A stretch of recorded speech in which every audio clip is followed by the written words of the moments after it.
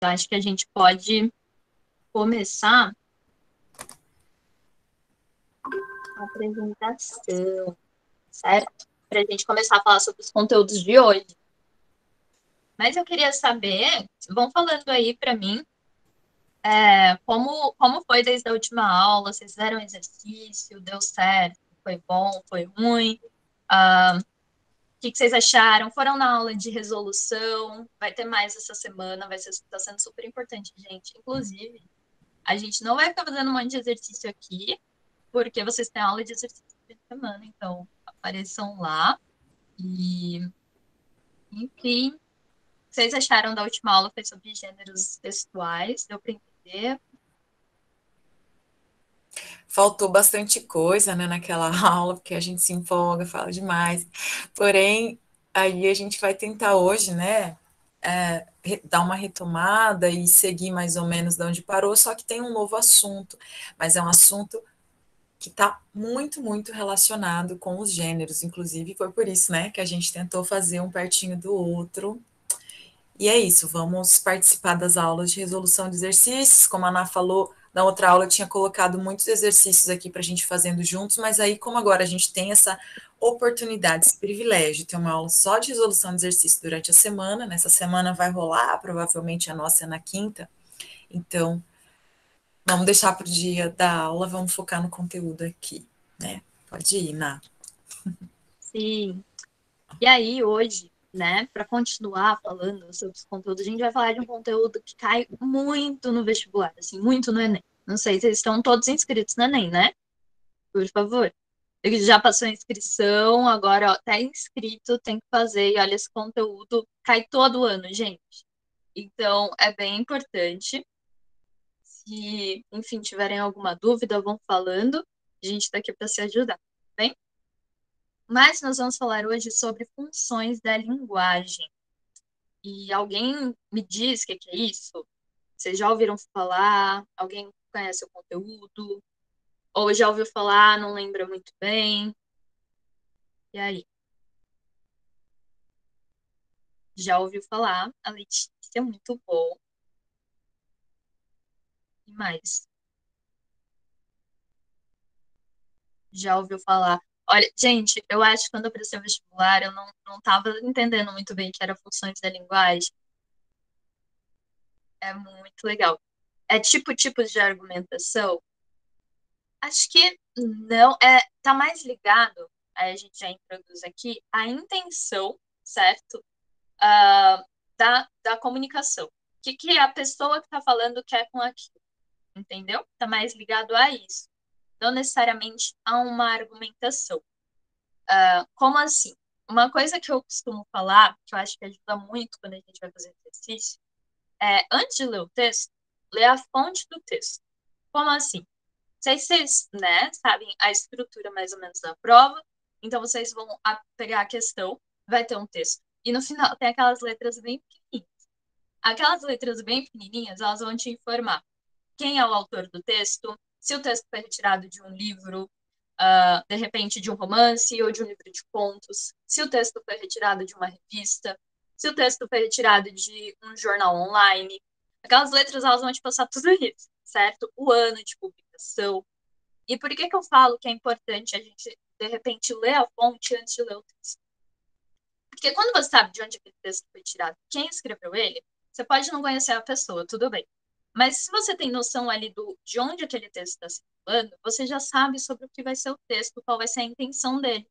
Então, às vezes, tem um nome ali de uma revista científica. Então, você imagina que vai ser um artigo científico falando sobre um assunto determinado.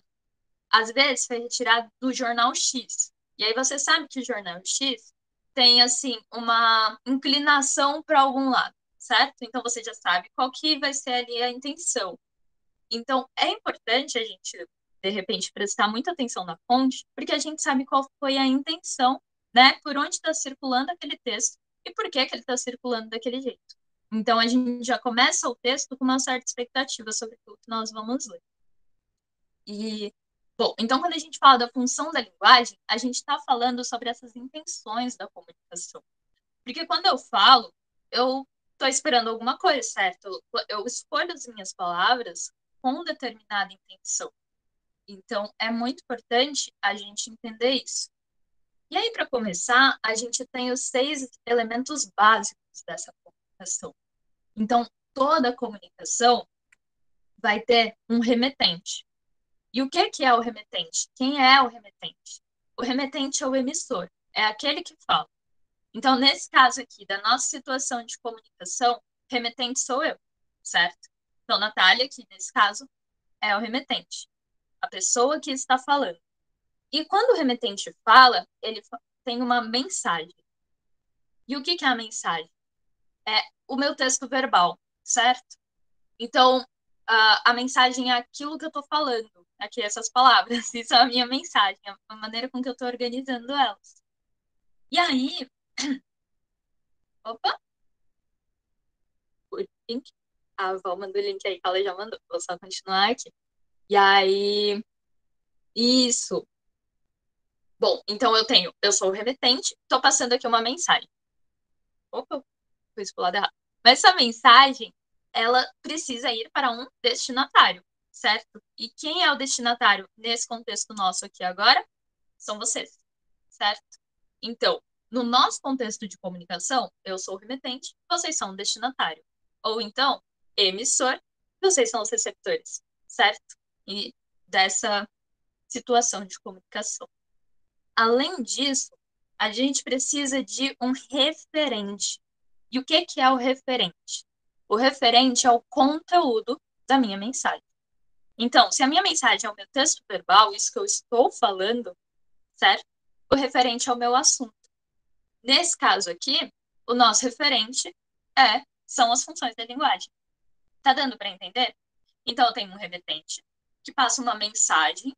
Essa mensagem ela tem um referente, ela tem um conteúdo para chegar no destinatário, certo? Que são vocês. Além disso, a minha mensagem, ela também precisa de um canal. E que é o canal? O canal é a via pelo qual a mensagem é passada, certo? É pela qual a mensagem chega. Então, eu posso dizer que, por exemplo, o meu canal agora é a minha voz. Eu poderia, por exemplo, a Val, que está respondendo vocês no chat, tá usando ali o chat, é o canal dela, certo? Então, o canal aí é essa via, tá bom? E além do canal, nós temos também o código. Qual é o código dessa comunicação? É, por exemplo, a nossa língua portuguesa, certo? Como assim? O código ele precisa ser conhecido tanto pelo remetente quanto pelo destinatário para que a comunicação seja estabelecida. Então, o código é a maneira com que a mensagem vai se organizar para chegar até vocês, certo? Então, pode ser a língua portuguesa. Eu poderia chegar aqui, dei um exemplo, falando russo. Possivelmente, eu imagino, não sei se tem algum falante de russo aqui, então não sei se alguém me entenderia, mesmo porque eu não sei falar russo. Então, eu estaria inventando uma outra coisa também. Então, o código, ele é isso que possibilita a comunicação, certo? E ele precisa ser conhecido por todos, para que a comunicação seja efetiva. Porque, às vezes, eu posso ter o remetente, a mensagem diferente, o canal e o destinatário, e Libras, com certeza, é um código, certo? Porque também é uma língua. Então, Libras pode ser um código. Ah, alguma arte visual pode ser o código, certo? Então, o código é a maneira com que essa mensagem chega. Eu entrei na aula supondo que todos vocês falam português, certo? Eu não perguntei se alguém não falava português. Então, o nosso código aqui, pré-determinado para a nossa aula acontecer, foi a língua portuguesa. Então, esse é o nosso código, certo? A própria linguagem. A língua é o código. Deu para entender? Os elementos básicos, alguém tem alguma dúvida neles? Eu acho que eles podem ficar mais claros aí na frente com os exemplos, mas é basicamente isso. Então, se vocês deixarem, eu continuo. E aí, por que é importante a gente compreender esses elementos? Porque cada função da linguagem vai focar em um deles. Então, por exemplo, a função, né, da linguagem que tem como foco o referente, o remetente, aliás, sou eu, é a função emotiva. Então, quando eu estou aqui, por exemplo, na aula, eu não estou falando de mim. Eu poderia dizer que eu gosto departamento de letras, que todos vocês vão para letras. Eu gostaria muito que vocês estivessem na letras, porque língua portuguesa é incrível, porque literatura é o máximo. Agora eu tô falando de mim, entendeu? Aqui eu usei a função emotiva, tô falando de mim. Mas não é o caso dessa aula. Nessa aula, nós estamos com foco no referente. E qual que é o referente? É o assunto. Qual é o nosso assunto? As funções da linguagem. Então, a gente pode dizer, por exemplo, que essa aula tem função referencial, porque a gente está falando dele, certo? E a gente não está falando dele com a intenção de que vocês façam alguma coisa. Quando eu tenho foco em vocês, que seria o foco no destinatário, eu usaria a função conativa. E a função conativa, ela espera que o destinatário faça alguma coisa, certo? Ela quer exercer alguma influência sobre o destinatário. Então, quando eu digo que eu espero que vocês façam os exercícios, eles estarão todos no Forms, então, e que vocês possam ir à aula de resolução desses exercícios, eu estou usando a função conativa, porque eu estou tentando exercer uma influência sobre vocês. Tudo bem? Quando o foco é no canal, quando eu estou aqui testando, vendo se vocês estão percebendo o que eu estou falando, a gente está falando da função fática. Se o foco ele está na mensagem, certo? No meu texto verbal, na maneira com que eu organizo esse meu texto para chegar até vocês, eu falo que eu tenho foco na mensagem. Se o foco do texto está no código, certo? Eu estou falando da função metalinguística. Aí a gente vai falar sobre cada uma dessas funções agora. Então, se você ficou com dúvida agora e tudo, anota sua dúvida, porque a gente vai falar de uma por uma. E aí, chegou na sua, ninguém tirou sua dúvida, aí você pergunta pra gente, porque você não pode sair daqui sem dúvida, tá bom? Aliás, com dúvida. Ai, gente, sair daqui sem dúvida. Você não pode sair daqui com dúvida. Isso. Mas apareça na aula de exercício. Então, a função referencial, ela vai ter o foco no referente. E o que é o referente? É o assunto do texto. É o meu conteúdo. Então, as palavras na função referencial, elas não vão enfatizar, aliás, o remetente, que sou eu. Elas não estão falando de mim, elas não vão falar de mim. Então, eu, meu, quero, penso, certo? Não vai ser uma coisa que vai colocar foco em quem está falando, mas ela vai ser usada em geral na terceira pessoa. Elas estarão dentro da norma padrão. Lembra quando a gente falou de norma padrão, de variações linguísticas? Então, quando vocês fazem, por exemplo, o texto do Enem, a redação, a gente fala que uma das características lá que serão avaliadas é o uso da norma padrão. Geralmente, a função referencial, ela usa a norma padrão, e ela tem o propósito de criar um efeito de verdade. Por que ela tem esse propósito? Porque ela está falando sobre aquele assunto, ela não está colocando opinião, ela não está tirando, sabe? Ela está falando simplesmente sobre o assunto. O foco é a referência. O foco é o conteúdo do que está sendo tratado. Aí, como a gente acabou de ver, né, as 2 semanas que nós falamos sobre gêneros textuais, eu queria que vocês me dissessem qual gênero visto na última aula pode ser classificado dentro dessa função. E que vocês me dizem. E aí, mostrem aí que vocês estavam participando e prestando atenção na aula. Aê, Maicon! Quem mais falou? A Flora? É isso mesmo, eu acho. Notícia, né? Isso aí, Flora. Boa! Perfeito. Opa, ai, gente, eu tô apertando o botão errado. A notícia tem função referencial, porque ela tá falando sobre um assunto, certo? Basicamente, as características que a gente tem ali na função referencial são as características que a gente tem também na notícia. Não tem aqui as marcas de primeira pessoa, não tem aqui um foco no eu, sabe? Então tá ali focando simplesmente no texto, no nosso assunto, certo? Trouxe até a mesma notícia que vocês viram na última aula. Então é exatamente isso, vocês estão vendo? Não tem uma voz de terceiro, está passando uma informação sobre algo que aconteceu, sobre o fato atual. Então a notícia tem o foco referencial, a função referencial, que é o foco na referência. E aí, uma coisa que é importante a gente pensar também é que, da mesma maneira que os gêneros textuais, eles não são classificados aliás, eles não têm, né, um único tipo. Lembram dos tipos textuais e dos gêneros textuais? Muitas vezes um gênero textual tinha dentro dele mais de um tipo. Então, às vezes, eu tinha um conto, certo? Que ele era do tipo narrativo, mas às vezes dentro daquele conto tinha um trecho de descrição, com um tipo ali descritivo também. Então, gênero com mais de um tipo. Da mesma maneira, às vezes, a gente vai ter um texto com mais de uma função. E aí é importante, a Val até lembrou isso na outra aula. Vocês vão ver as questões, assim, qual é a função predominante, certo? Então, às vezes, pode ter outras funções ali no meio.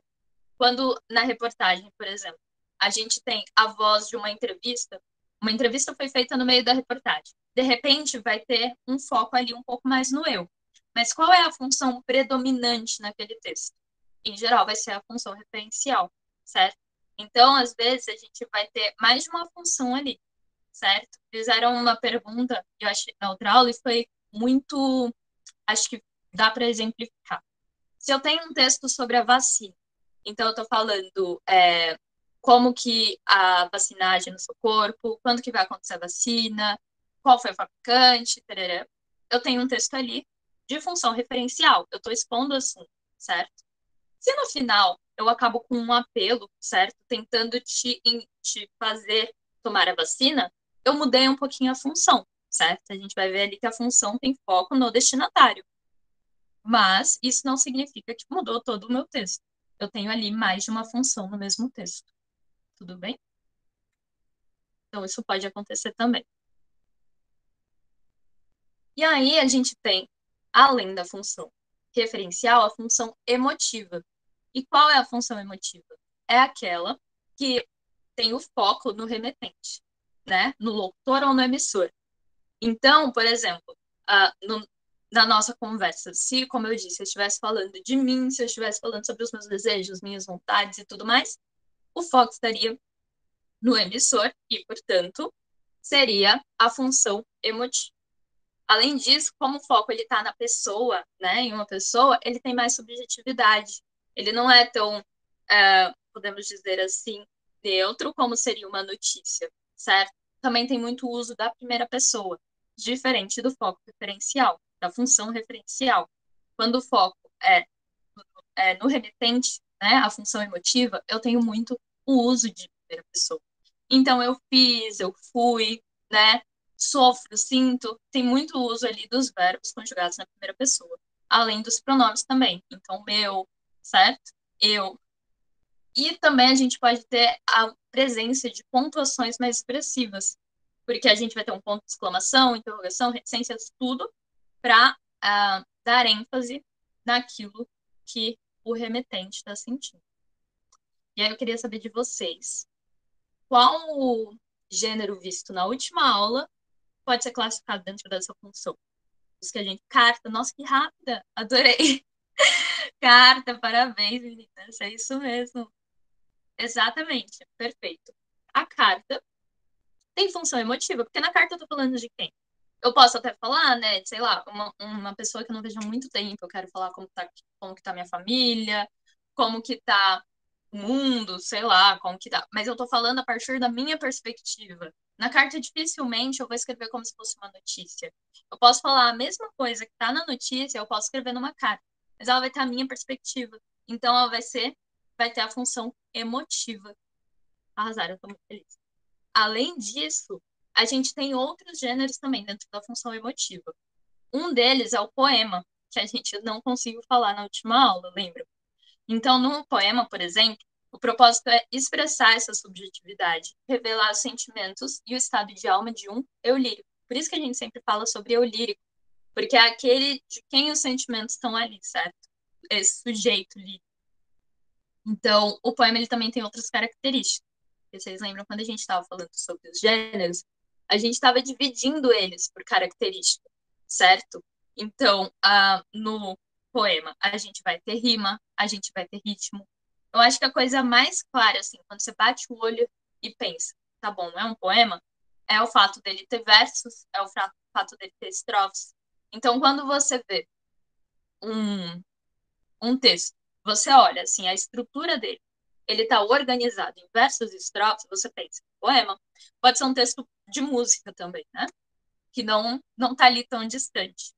Então, o poema ele também vai ter como objetivo provocar sensações, ele vai ter uma preocupação estética e ele vai usar muitas figuras de linguagem.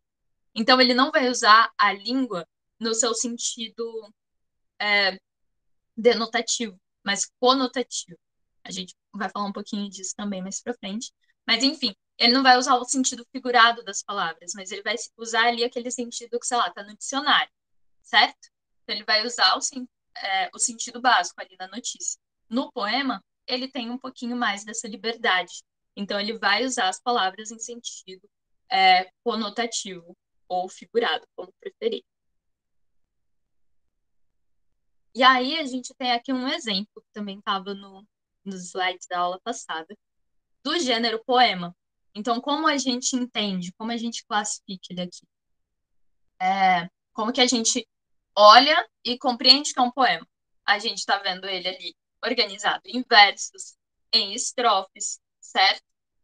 A gente vê que ele tem rimas, não é? Então, a gente está ali dentro desse gênero. Além disso, se a gente estiver pensando na função emotiva, a gente pode olhar as marcas pessoais, as marcas da pessoa que está falando. Então, quem é que está falando? Olha, de tudo, ao meu amor serei atento, antes que com tal zelo, e sempre, e tanto, que mesmo em face do maior encanto, dele se encante mais meu pensamento. Quero vivê-lo em cada vão momento, e em seu louvor hei de espalhar meu canto, e rir meu riso e derramar meu pranto, ao seu pesar ou seu contentamento. E assim, quando mais tarde me procure, quem sabe a morte, angústia de quem vive, quem sabe a solidão, fim de quem ama, eu possa lhe dizer do amor que tive, que não seja mortal, posto que chama, mas que seja infinito, tudo isso. Tá bem? Então, o que a gente tem aqui? A gente está falando sobre o assunto. Primeiro, qual seria o assunto? Sei lá, sobre o amor que essa pessoa sente. A gente está com foco simplesmente no assunto? Não. A gente está com foco no remetente, certo? Ele fala, quero vivê-lo em cada momento, certo? De tudo ao meu amor. Tá vendo? Tem todas essas marcas pessoais. Então, a gente olha aqui esse gênero poema e a gente vê um pouco da função emotiva, certo? Tudo bem? Alguém tem algum comentário a fazer? Então, tá bom. Mas, enfim, acho que esse vocês já conheciam. E a função conativa? Qual é a função conativa? É aquela que tem o propósito de influenciar e persuadir o interlocutor. Então, como eu disse, se eu chegasse aqui e ficasse repetindo, como não estou fazendo, façam os exercícios, apareçam na aula da resolução de exercícios. Quando eu fico falando dessa maneira, eu estou tentando influenciá-los a fazer alguma coisa, certo? Ela também é chamada de apelativa e usa muitos verbos, né? Porque usa muito esses verbos no imperativo. Compre, assista, venha, faça, certo? Ela tem o objetivo de causar alguma coisa sobre o destinatário, sobre o interlocutor. Tudo bem? Então, é mais ou menos isso que acontece. Como eu falei, se a gente tivesse um texto sobre a vacina, então eu estou ali tentando colocar um peso de. Não de opinião, certo? Uma. Ai, como que fala? Uma importância ali naquele texto, certo? Que não parte de mim. Então, eu estou ali num gênero referencial, eu estou falando simplesmente do texto. E aí, mas eu estou usando aquilo também porque eu quero que você vá se vacinar. Então, no final, eu falo, vacine-se você também. Esse vacine-se você também tem a função conativa. Eu estou tentando exercer alguma coisa sobre você. E aí, pensando nisso, qual gênero visto na última aula pode ser classificado dentro dessa função também? Anúncio? Nossa, gente, propaganda, anúncio, é isso mesmo. Perfeito. Maravilhosos, adoro. Exatamente, o anúncio publicitário. Ele tem essa intenção, certo? Então, todos juntos contra o Covid-19. Faça a sua parte. Ou então, abra a felicidade, certo? Desse anúncio da Coca-Cola. Então, ele tem os verbos no imperativo, certo? E está tentando te persuadir de alguma coisa, está tentando te incentivar, te fazer, né, realizar alguma ação. Então, a gente pode falar um pouco, não sei se exatamente, das placas de trânsito, por exemplo, que ali tem, sei lá, um vire à direita, ou, enfim, ou os slogans também, por exemplo, de campanhas do governo, certo? Se beber, não dirija. Então, todas essas ações, elas têm a função conativa, certo? Então, quando você pensar na função conativa, que embora tenha esse nome aí um pouco esquisito que a gente não usa no dia a dia, lembra que é a função que tem como foco o destinatário, certo? Ela quer que o destinatário faça alguma coisa. Quando eu falo, é essa a minha intenção. Além disso, certo? Nós temos também a função poética, que é aquela que tem o foco na mensagem, certo? Então a gente teve, só retomando, a função referencial, que tinha o foco no conteúdo e no assunto do texto. A gente teve a função emotiva, que tinha o foco em mim, certo? Naquele que está falando, no remetente. Nós tivemos a função conativa, que tinha como foco o destinatário. Então, eu estou tentando fazer alguma coisa com você, estou tentando te incentivar a fazer alguma coisa. E nós temos a função poética, que tem o foco na mensagem, certo? Como assim na mensagem? Ela vai ter uma exploração da linguagem, porque a linguagem ela não vai ser simplesmente para passar uma informação. A linguagem ela vai ter um trabalho poético. Então, ela vai ser usada em sentido conotativo, né? Ela vai construir camadas de sentido.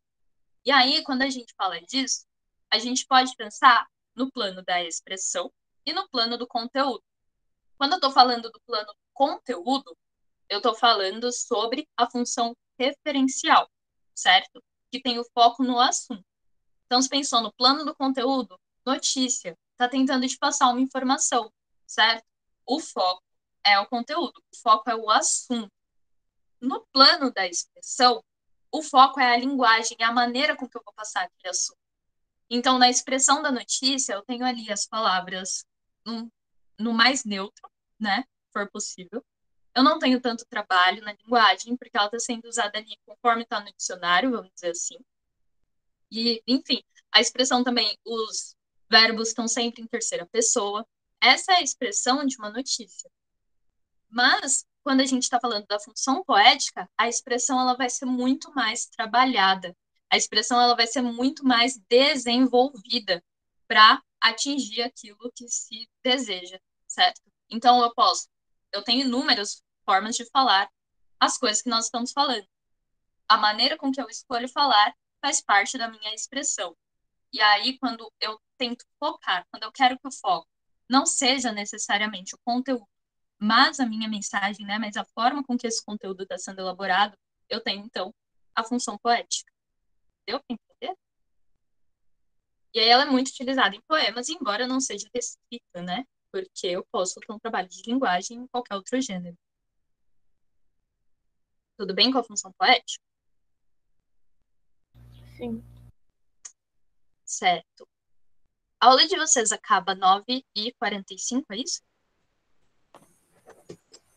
Sim. Isso. Oná, Oi. sobre essa aqui, né, assim, da minha experiência aí, sempre que a galera pode confundir, então, função poética e função emotiva, né, às vezes. Então, para ficar bem claro, vocês em geral vão ser cobrados assim, tipo, porque não dá para a gente relacionar sempre poética com poema, tá? Sim, é muito comum, muito mesmo, o poema apresentar função poética em destaque. Às vezes o poema apresenta a função emotiva em destaque, como foi o caso do soneto de fidelidade que apareceu no exemplo anterior da função emotiva, né? Porque lá o autor teve a preocupação com as palavras que ele ia usar, com a mensagem que ele ia passar, o como dizer o que ele queria dizer, o como que ele queria expressar toda aquela fusão de sentimentos, né, de fidelidade, de tudo ao meu amor, serei atento. Ele fez uma escolha vocabulária, ele se preocupou. Então, tinha função poética ali? Tinha.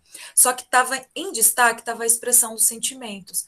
Agora, em outros poemas, letras de música, às vezes até em texto em prosa, tá? Que é texto narrativo, que é um romance, um conto, você vai ter função poética também, tá? Então, eu só queria que vocês ficasse bem claro que poética não é só em poema que aparece. E outra coisa, dependendo do poema, vai ser a emotiva que vai se destacar. Dependendo do poema, vai ser a poética, né? Então, mesmo que eu até escrevi aqui no chat, mesmo que estiver em primeira pessoa um poema às vezes, só que ele não está focando de falar dele exatamente. Ele usou a primeira pessoa, ele usou um eu ali, usou um meu ali embaixo, mas o foco maior daquele poema, às vezes, está na forma como ele foi construído, na mensagem como ele foi que está sendo passada, que é o que a Ná explicou. Então, às vezes o foco vai estar na função poética. E como ela disse, sempre haverá mais de uma função no texto, porém uma sempre vai se destacar e as perguntas que vocês responderão por aí com relação a isso vai ser sempre assim: qual é a predominante? Né? Então fiquem atentos nessas características de cada uma para conseguir reconhecer qual é a função que está se destacando ali, tá bom? É isso. Terminar de responder a galerinha aqui no chat, pode seguir, Ná. Perfeito. Inclusive, eu trouxe um outro poema, e aí assim a gente consegue ver a diferença, por exemplo, do soneto de Moraes para esse poema, José do Carlos Drummond de Andrade, certo? Porque vocês vão ver, também é um poema, mas ele não está falando dele, certo? O foco desse poema não é o eu li, assim, não é o remetente, certo? Então, quando a gente lê, dá para entender um pouco melhor. Vamos ver, ó. E agora, José? A festa acabou, a luz apagou, o povo sumiu, a noite esfriou. E agora, José? E agora você? Você que é sem nome, que zomba dos outros, você que faz versos, que ama protesto. E agora, José? Está sem mulher, está sem discurso, está sem carinho, já não pode beber, já não pode fumar, cuspir já não pode. A noite esfriou, o dia não veio, o bonde não veio, o riso não veio a utopia e tudo acabou, e tudo fugiu, e tudo mofou. E agora, José? E agora, José? Sua doce palavra, seu instante de febre, sua gula e jejum, sua biblioteca, sua lavra de ouro, seu terno de vidro, sua incoerência, seu ódio. E agora? Com a chave na mão, quer abrir a porta. Não existe porta. Quer morrer no mar, mas o mar secou. Quer ir para Minas. Minas não há mais. José. E agora? Se você gritasse, se você gemesse, se você tocasse a valsa vienense, se você dormisse, se você cansasse, se você morresse. Mas você não morre. Você é duro, José. Sozinho no escuro, qual bicho do mato, sem teogonia, sem parede nua, para se encostar, sem cavalo preto que fuja a galope. Você marcha, José. José, para onde? Tudo bem? Então, se vocês prestarem atenção nesse poema, que eu acho genial também, você percebe que existe ali um trabalho na construção dele, certo? Como a gente falou, existem muitas formas de falar aquilo que a gente quer falar. Mas aqui você vê que existem várias repetições. Tem esse e agora, José, certo? Que fica quase como um refrão. E agora, José? E agora, José? E aí tem os momentos que ele vai repetindo, certo? Já não pode, ok? Ou então, e tudo acabou, e tudo fugiu, e tudo mofou. Existe essa construção, ok? Ele poderia usar outras maneiras. Olha, e agora, José? A festa acabou, a luz apagou, o povo sumiu, a noite esfriou. E agora, José? Todo mundo embora, acabou, certo? Tem muitas maneiras de falar, mas existe uma construção. A função aqui é poética porque está na mensagem e na construção desse poema. Tudo bem? Nesse trecho, por exemplo, que por algum motivo mudou a linha, ele tem também aqui o se você gritasse, se você gemesse, então tem a escolha dos verbos tem a escolha da conjunção no início dos verbos, a repetição do você, percebe? Então, toda essa construção, ela dá ênfase para a mensagem, certo? Para essa linguagem que está sendo construída. Tudo bem na função poética? Outro exemplo que é... Lê, só um minutinho. Qual das funções você queria que explicasse de novo, Lê? Por gentileza? Não sei se já foi contemplado. Ah, tá. Beleza, então, que bom. Então já foi explicado, né? Ainda Beleza. está com dúvida? Não tem problema. A gente volta.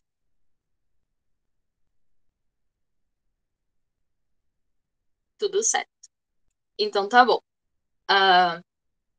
Bom, então é isso. Outro exemplo muito bom da função poética que a gente não trouxe, mas a Val sugeriu, porque vocês já ouviram. Então, eu vou citar, assim, com a confiança de que vocês vão saber do que eu tô falando, é a música Construção de Chico Buarque, que acho que vocês ouviram na aula extra que teve do Dia do Trabalhador, se não me engano, certo? Enfim, essa música, ela tem, como o nome diz, a construção. Então, o título construção diz respeito ao assunto do texto, mas também diz respeito ali à obra que foi criada, certo? Então, se vocês se lembram, os versos, eles repetem depois de uma parte, certo? Acho que depois de 3 ou 4 estrofes, ele retoma essas estrofes, mudando as últimas palavras dos versos. Então, muda ali um pouco esse sentido. Depois, além disso, aliás, as palavras, todos os versos terminam em proparoxítonas, certo? Que é a antepenúltima sílaba tônica. Então, existe ali uma construção genial da forma com o objetivo de, enfim, falar do conteúdo. Mas qual é o foco ali naquela música? É a forma, e é essa mensagem, tá? E aí a gente tem mais 2 funções que dá para falar rapidinho, que elas são mais simples, que é a função fática. E a função fática, ela tem como foco o canal, certo? Então, ela é utilizada para manter a comunicação. Se nas outras, né, cada uma eu tenho um foco. Quando eu coloco em foco o canal, eu preciso saber se a comunicação está sendo estabelecida. Então, quando eu falo, vocês estão entendendo? Tudo bem? Posso seguir? Eu estou testando esse canal o tempo inteiro, percebe? Então, ela é utilizada para manter a comunicação. Eu estou aqui falando, e aí, em um momento, eu paro e falo: tudo bem? Vocês entenderam? Eu preciso manter essa comunicação para não ficar falando sozinho. Então, quando a gente tem esse foco nesse momento, na função fática, o conteúdo ele não é relevante. E é por isso que a gente fala, por exemplo, que as conversas de elevador, elas utilizam a função fática, porque ali você só precisa manter a comunicação por alguns andares, certo? Também não dá tempo de desenvolver um conteúdo. Então, vocês vão falar do tempo, vão falar, não sei, de alguma coisa que vocês viram enquanto estavam passando, vão falar de uma coisa irrelevante. O objetivo é manter a comunicação. Então, ela vai explorar alguns marcadores da conversação, certo? Bom, então, pois. Ou então, algumas expressões que estão na língua e a gente sabe, tipo, olha só, pois é. Percebe? É só para marcar e para manter a comunicação. E é totalmente superficial. Como nesse printzinho aí do lado, certo? Então, oi, amiga, tudo bem? Oi, tudo certo. E aí também, né? Como foi a aula? Foi ótima, gostei muito. E a sua? Também foi incrível. Vamos se ver hoje, né? Combinado? Combinadíssimo. Então, você percebe que tem essas marcas do né. E aí você percebe que aquilo não é relevante, que não é o foco da conversa, quando elas falam assim: oi, amiga, tudo bem? Tudo certo. E aí também, né? A outra nem responde, já pergunta qual foi a aula, ali é só um marcador da conversa, certo? Para estabelecer a comunicação e seguir, tá bom? Então, a função fática é isso, ela testa o canal, ela vê se uma comunicação está sendo estabelecida por ali, certo? E aí, a nossa última função é a função metalinguística. Então, na função metalinguística, a linguagem ela é utilizada para falar da própria linguagem, certo? Então, quando a gente está em um dicionário, o dicionário é o quê? Um livro, certo? Em que você vai encontrar as palavras, né, a descrição de cada palavra, explicação de cada palavra. Isso é metalinguagem, ou livros didáticos. E aí, no nosso exemplo aqui, a gente tem uma poesia do Drummond também, certo? E o nome, né, o título dessa poesia é Poesia. Percebe? Isso é metalinguagem. Então, a gente pode ler aqui, né, se dá tempo. Gastei 1 hora pensando um verso que a pena não quer escrever. No entanto, ele está cá dentro, inquieto, vivo. Ele está cá dentro e não quer sair. Mas a poesia deste momento inunda minha vida inteira. Então ele começa ali falando sobre a dificuldade de escrever um verso, certo? Ele fala sobre essa poesia e o título é Poesia. E ele escreve uma poesia falando sobre uma poesia, certo? A aula seria uma metalinguagem. É verdade. Porque eu estou aqui, certo, falando sobre o conteúdo, não é? Também tem ali essa função referencial, que eu estou falando sobre as funções em geral. Por exemplo, o quadro. Esse quadro, ele é um quadro de um pintor fazendo um quadro, certo? Então, é metalinguagem também. Então, não necessariamente é só o texto, certo? Nossa aula tem essa função referencial, porque eu estou aqui falando do conteúdo, mas eu também estou falando certo? Eu estou usando a linguagem para explicar a linguagem, principalmente a aula de língua portuguesa. A gente pode falar que é uma metalinguagem, tá bom? Inclusive a Maria Clara perguntou, né, se aqui na nossa aula tem metalinguagem. Tem muita metalinguagem, como você acabou de dizer, a gente usando as palavras para explicar outras palavras, né?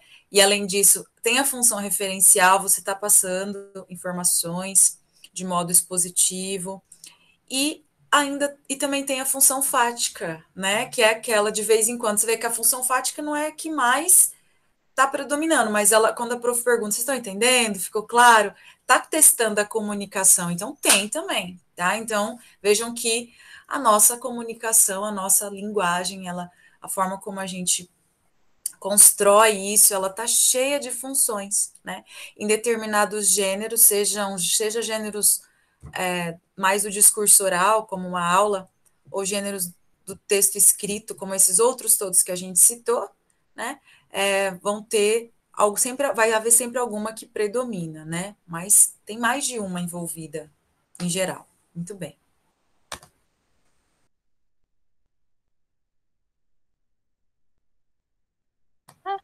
Tá fechado. Foi. Eu vi aí, deu uma travada. Mas é isso. Eu não sei se vocês têm mais alguma dúvida. Se vocês querem perguntar alguma coisa. Enfim, acho que eu fechei aqui, né? Enfim, podem perguntar. Não esqueçam que a gente vai ter aula de resolução de exercícios sobre funções da linguagem ainda essa semana. Que acho que quem foi pode falar, que foi muito legal, né? Bem legal. E é isso, eu acho também. Se quiserem nos procurar, chamem nos grupos, pode chamar no privado também, tirar dúvida. A gente vai ter as listas no Forms, então passam lá para, né? E se não dá tempo de fazer também, de repente, a lista antes da aula, não tem problema, porque pelo menos você vai ter uma aula, né? Porque às vezes a gente vai se atropelando tanto, fica tão corrido, com tanta coisa para fazer no dia a dia, que não dá tempo de parar para fazer os exercícios. Então, pelo menos na aula, você vai ter alguém ali fazendo com você. Mesmo que você não consiga fazer os outros depois, enfim, a aula vai ser dedicada. Aquele momento é dedicado para você resolver os exercícios. Então, vai ser uma aula complementar muito bacana. E, enfim, se vocês puderem, não tiverem nenhum compromisso no horário, vai ser bem legal se vocês forem. Tá bom? Acho que por hoje é isso. É isso, amores. Aproveitem o restinho.